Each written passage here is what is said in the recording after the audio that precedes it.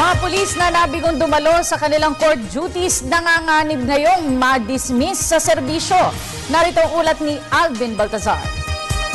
Sangtambak ang bilang ng mga pulis na nakalinyang serbisyo dahil sa kabiguan ng mga itong dumalo sa kanilang court duties. Ayon kay PNP Chief General Alan Purisima, maraming papeles ang patuloy na dumarating sa kanyang tanggapan na may kaugnayan para sa pagpapatalsik sa serbisyo ng marami nilang kabaro dahil hindi sa pagsipot sa korte. Dahilan kasi ng di pagdalo ng maraming mga pulis sa court hearings ang pagkakalaglag ng maraming kaso na ang katapat ay hindi lang kasong administratibo kundi kriminal.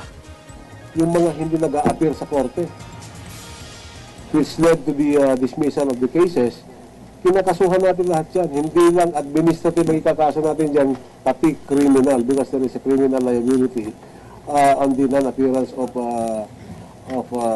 apprehending officers in court hearings.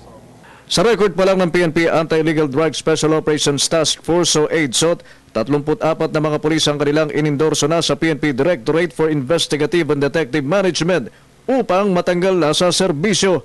Pati immediate supervisors na mga pulis na hindi dumadalo sa court hearings ay posibleng sumabit din sa ngalan ng command responsibility. If you will look at the provision 91, the immediate supervisors of said airing caps are also criminally liable. And if found guilty, they stand to be penalized not more than, to be imprisoned for not more than 6 years.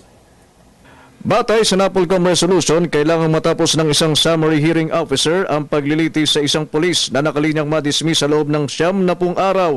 Kung hindi matapos ng 3 buwan, dito na niya dapat pumasok ang pagsisiyasat para sa summary hearing officer na humahawak sa kaso ng isang pulis. So, kung hindi matapos ng within 90 days, there's something wrong. So, ang gagawin natin dyan is we investigate kung saan nag-fail yung ating mga police officers. Para sa Telebisyon ng Bayan, Alvin Baltazar.